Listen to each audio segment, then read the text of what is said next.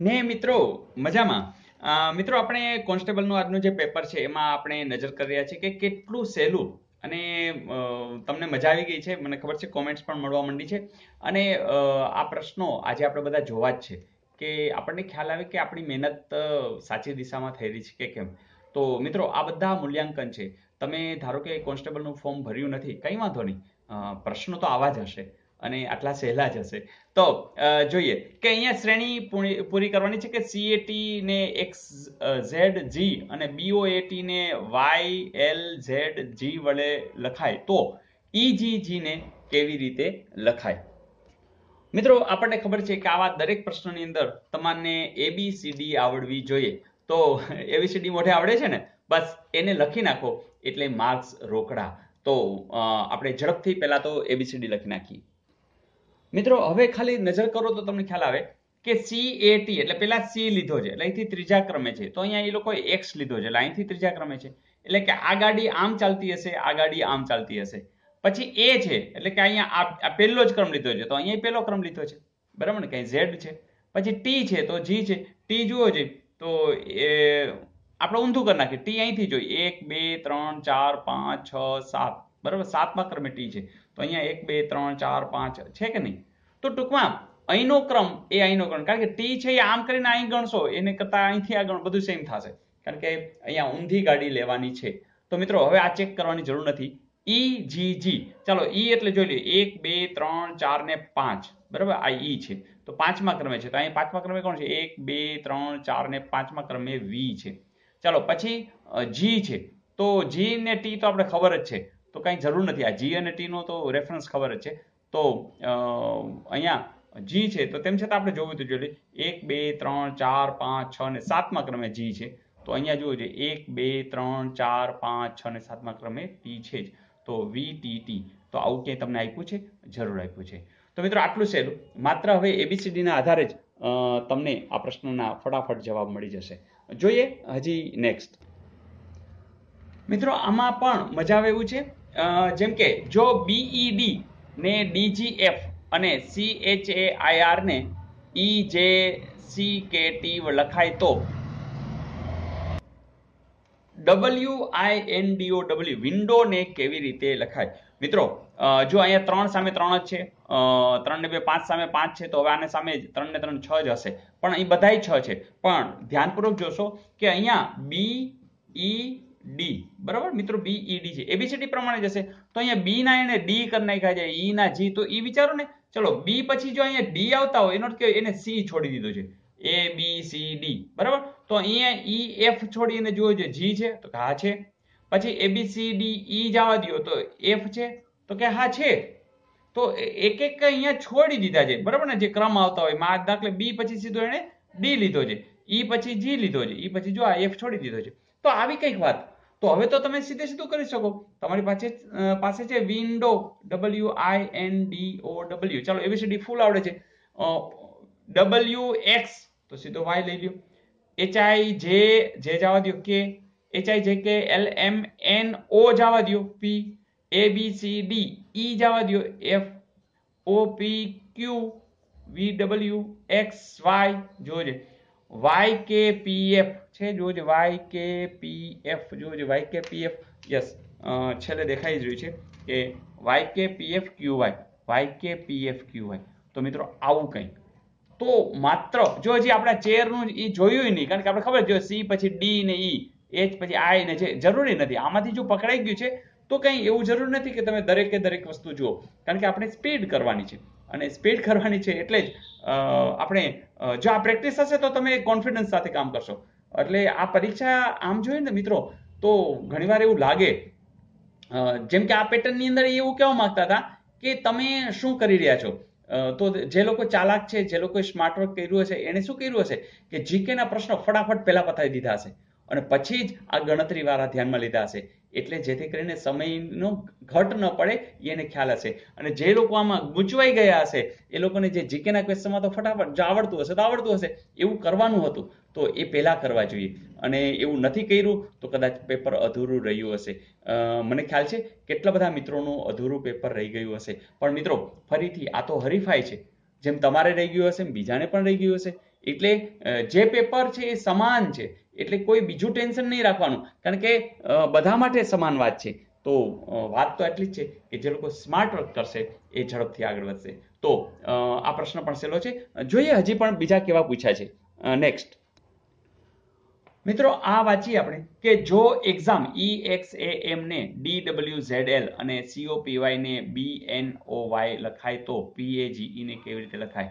મિત્રો અહીંયા 4 સામે 4 જરા જોઈએ. ABCDE, E અને D, યસ. તો ABCD પછી E આવે, પછી VW પછી X આવે, પછી ABCD Z આવી જાય, પછી પાછો A આવે, HIJKL પછી M. એટલે કે આ જે એક્ઝામ શબ્દ છે મિત્રો, એના પહેલા તો ABCD, બરાબર, VWXY છે ને, છેલ્લે Z હોય, પછી L, એટલે કે અહીંયા જે છે આ ઉપરનું કોણ આવે એ જ જોવાનું છે. તો મિત્રો આપણને શબ્દ શું છે? PAGE. મિત્રો તમને ખબર છે કે પહેલા કોણ આવે? O, અહીંયા કોણ આવશે? Z. Z પછી જે આવે ને ABCDEF એટલે F, ABCDE એટલે D. તો OZFD એવું ક્યાંય છે? OZFD. જી હા. તો મિત્રો આટલું સહેલું છે ને, મજા આવે. હજી આ ABCD નું તો આપણે એમને રાખી છે, ક્યાંક ઉપયોગ થતો હશે તો કરશું, પણ આમ નજીક નું હોય. જો આપણે આ ચેકિંગ ન કર્યું, જો આપણે ખબર છે BC HIJKLMNO, જો OP, અહીંયા આપણે મારી ભૂલ છે, એ લોકોએ એક જ મિનિટ BNO X લખ્યું છે, સોરી, મારી ભૂલ છે. એટલે જો અહીંયા XY થઈ ગયું કે નહીં, આ X પછી Y છે કે નહીં? તો કહેવાની વાત છે, તો આ તો આપણે ચેકિંગ ન કર્યું અને સીધું થઈ ગયું. એનો અર્થ એ કે આ બે મૂક્યા છે, ભલે સારું કહેવાય, પણ જરૂર નથી, તમારા માટે જરૂર નથી. તો તમે એટલા માહિર છો. મિત્રો તમે ધારો કે નવા હો તો તમને ખાસ કહી દે કે તમારી તમામ પ્રશ્નોના જવાબો આપણી આ ચેનલમાં છે. લગભગ 1500-1600 જેટલા વિડીયો છે, બસ જોવા જ માંડો. હજુ તમે થોડા જોયા હોય તો જાજા જુઓ, કારણ કે તમારો સમય બચશે અને તમે જરૂરથી કોન્ફિડન્સ લેવલ પણ અપ થશે. બસ પ્લેલિસ્ટમાં જવાનું અને વિભાગવાર ગુજરાતી થાળી તૈયાર છે, એમાં તમારે જે જોવું હોય એ જોઈ શકશો. મેથ્સ છે, રિઝનિંગ છે, ગુજરાતી ગ્રામર છે, સાહિત્યકાર છે, કરંટ છે, કમ્પ્યુટર છે, કેટલું બધું, ઇતિહાસ, ભૂગોળ, બંધારણ, ઘણું બધું છે. બસ જોયા કરો, આનંદ માણ્યા કરો, અને હા, હજી ઘણું બધું નવું મૂકવાના જ છીએ. જોઈએ નેક્સ્ટ. મિત્રો અહીંયા પણ તમે જુઓ, SUN ને QSL અને MOON ને KMML લખાય તો EARTH ને કેવી રીતે લખાય? તો મિત્રો અહીંયા પણ જો તમને દેખાય છે OPQ R જવા દીધો છે S, OPQ RS T જવા દીધો છે U, HIJKL M જવા દીધો છે N. ધારો કે આમ સમજાતું ન હોય તો મિત્રો જો SUN, જો IS છે ને અહીંયા, બરાબર, તો એમાં એને Q લીધો છે, મતલબ કે આમ પાછા વળ્યા છે. કેટલા? એક ટપીને, બરાબર. U છે, જેમ કે U, તો એમાં એક ટપી અને પાછા વળ્યા છે, જેમ કે એને S લીધો. N છે તો N ક્યાં છે? આ એક ટપીને એને L લીધો જ હશે. તો અહીંયા તમારે અર્થ શબ્દ છે, તો અર્થ એટલે આ છે, તો એક ટપીને જાય એટલે કોણ આવશે? તો કે C આવશે. પછી A છે તો એમાં એક ટપો એટલે કોણ આવશે? Y આવશે, કારણ કે એમાં પાછું જવાનું એટલે Z હોય, અને પછી એટલે કે એક ટપી જવાનું એટલે Y આવશે. પછી R છે તો ચલો R એટલે અહીંયા તરત લેશો તમે P આવશે. પછી T છે, T ટપો એટલે R આવશે. અને H છે, H ક્યાં ગયો? આ રહ્યો, H ટપો એટલે કોણ આવશે? એટલે G ટપીને તમે આવશો એટલે F આવશે. તો CYPRF, CYPRF, તમે તરત કહેશો કે સર આવે.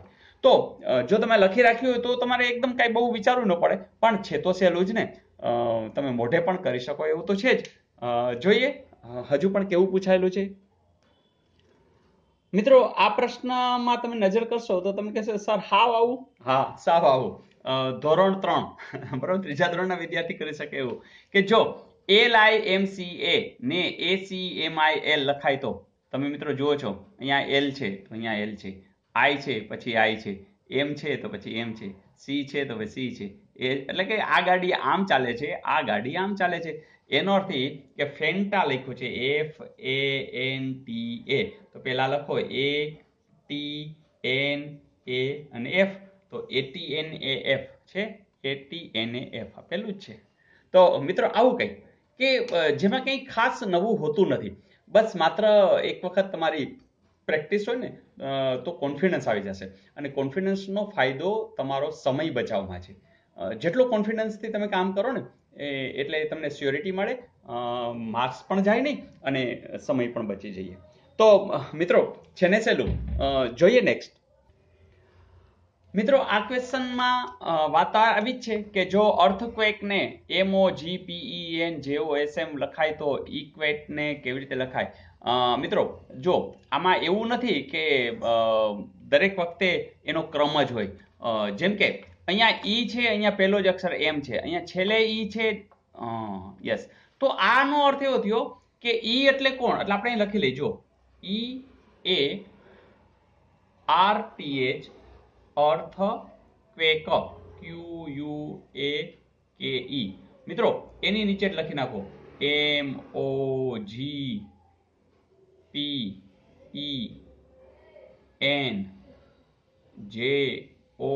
MOGPENJOSM. મિત્રો આનું કહેવાની વાત એટલી જ છે કે જે ઈ છે એ એમ છે, એ છે એ ઓ છે, આર છે એ જી છે, ટી છે એ પી છે, એચ છે એ ઈ છે. તો કાંઈ કરવાનું જ નથી. તો તમારી પાસે શું છે તો કે EQUATE. ચાલો ઈ ની સાથે કોણ લખશો તો કે એમ, તો અહીંયા એમ લખી નાખો, અહીંયા એમ જ. ક્યુ છે, ચાલો ક્યુ ની સાથે કોણ છે એન, પછી યુ, ચાલો યુ એટલે કોણ છે તો કે જે, એ એટલે કોણ છે તો કે ઓ, ટી એટલે કોણ છે તો કે પી. બસ આ જવાબ. MNJOPM, MNJ, બસ MNJ સીધું આટલું જ કરો તોય ચાલે. આ તો મેં જોયું નતું અને ખાલી નિરાતે કરતા હતા એટલે. તો MNJ ખાલી આટલું બે જ પકડાઈ ગયા હોય તો પણ તમે કરી શકો. એટલે કે અહીંયા પહેલો ક્રમ બીજા ક્રમ એવું જ છે, જે પહેલું છે એ પહેલું, બીજા સાથે બીજું. તો એવો કોડ છે. તો આવા કોડ વાળું પણ પૂછાયેલું છે ને. મજા આવે એવું છે ને? જોઈએ હજી.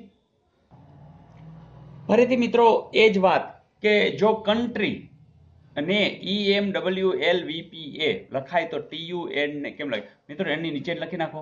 આ કોણ છે તો કે ઈ, આ કોણ છે તો કે એમ, આ તો કે W, આ L, આ V, આ P અને A. હવે જોજો ટી આરે કોણ આવશે તો કે V, પછી TU, U આરે કોણ આવશે તો કે W, પછી R સાથે કોણ આવશે તો કે P અને N સાથે કોણ આવશે?